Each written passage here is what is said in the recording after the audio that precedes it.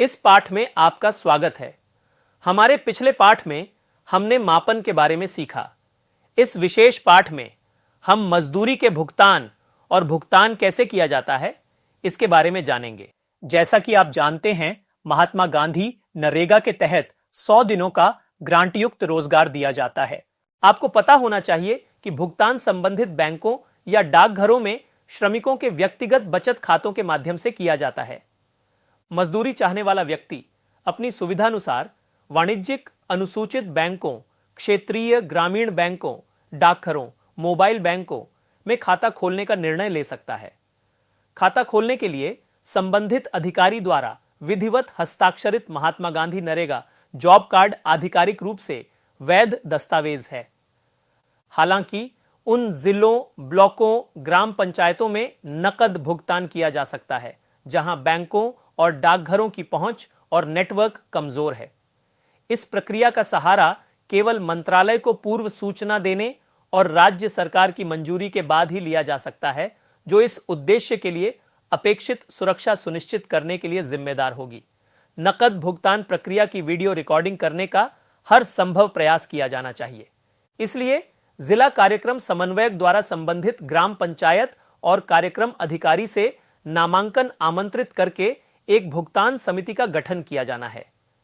भुगतान समिति में निम्नलिखित शामिल होने चाहिए: ग्राम पंचायत प्रमुख, सरपंच या पारंपरिक आदिवासी प्रमुख या अनुसूचित क्षेत्रों में मुखिया, उस वार्ड से ग्राम पंचायत सदस्य जहां कार्य निष्पादित किया गया है, 2 महिला एसएचजी सदस्य जहां भी लागू हो, ग्राम पंचायत से कम 3 महात्मा गांधी नरेगा मजदूर, जिनमें से कम 1 महिला और कम 1 एससी या एसटी समुदाय से होना चाहिए। स्कूल प्रधानाध्यापक, शिक्षक। अधिनियम की धारा 3 उपधारा 3 के अनुसार मजदूरी का संवितरण साप्ताहिक आधार पर या किसी भी स्थिति में कार्य किए जाने की तिथि से 15 दिनों के भीतर किया जाएगा।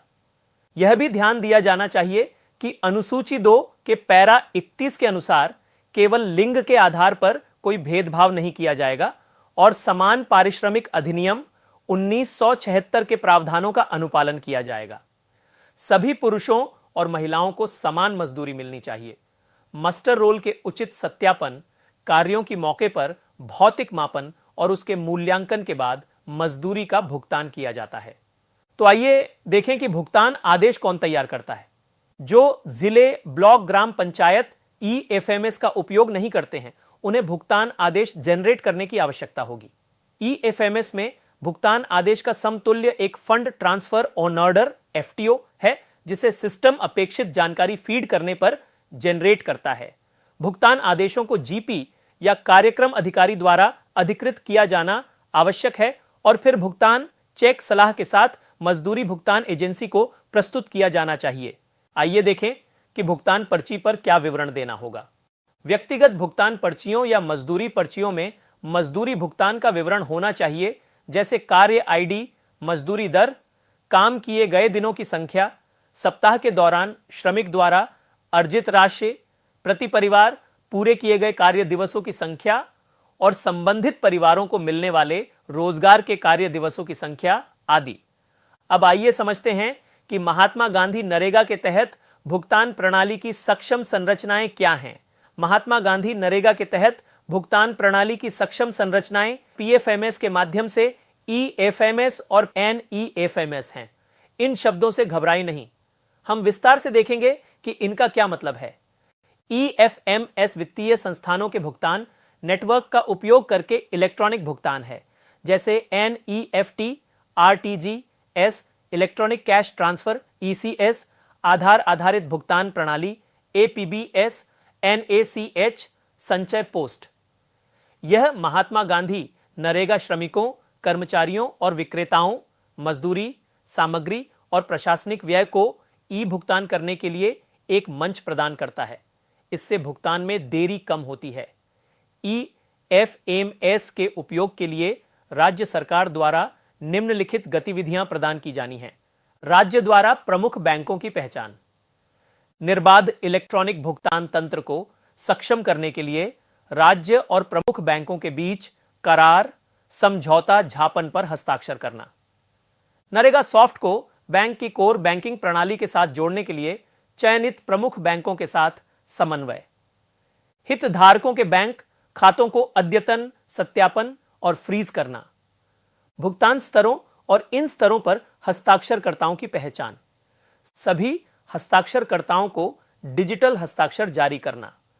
भुगतान को मंजूरी देने के लिए डिजिटल हस्ताक्षर के उपयोग पर हस्ताक्षरकर्ताओं को प्रशिक्षण देना। सहायता और समस्या निवारण के लिए राज्य जिला स्तर पर पर्याप्त तकनीकी जनशक्ति की व्यवस्था करना। अब आइए देखें कि public fund management system PFMS क्या है। सभी महात्मा गांधी नरेगा ई भुगतान निधि हस्तांतरण आदेश के माध्यम से PFMS के माध्यम से किए जा रहे हैं। सभी कार्यान्वयन एजेंसियों को निधि जारी करने के उद्देश्य से सही योजना कोड के तहत PFMS पर अपने खाते पंजीकृत करने चाहिए। पंजीकृत खातों को उनके पंजीकृत स्तर से एक स्तर ऊपर अनुमोदित किया जाता है। आगे हम देखेंगे कि राष्ट्रीय इलेक्ट्रॉनिक निधि प्रबंधन प्रणाली NEFMS क्या है। निधि प्रवाह प्रणाली को और अधिक सुव्यवस्थित बनाने तथा राज्यों को अधिनियम के उद्देश्यों के अनुरूप हकदारी प्रदान करने में सक्षम बनाने के उद्देश्य से निधियों को रोके बिना 27 राज्यों और 3 संघ शासित प्रदेशों में NEFMS शुरू किया गया है। इसे चरणबद्ध तरीके से बढ़ाया जाएगा। NEFMS की महत्वपूर्ण विशेषताएं इस प्रकार हैं। मजदूरी घटक। महात्मा गांधी नरेगा का मजदूरी घटक, जो पूरी तरह से केंद्र सरकार की जिम्मेदारी है, एक केंद्रीय क्षेत्र की योजना के रूप में संचालित किया जाएगा।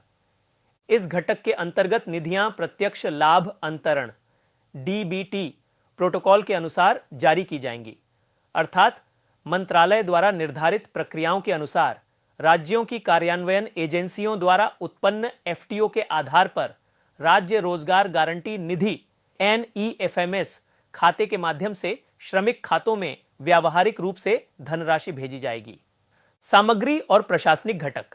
इसे केंद्र प्रायोजित योजना के रूप में संचालित किया जाएगा, जिसे राज्य समेकित निधि से जारी किया जाएगा।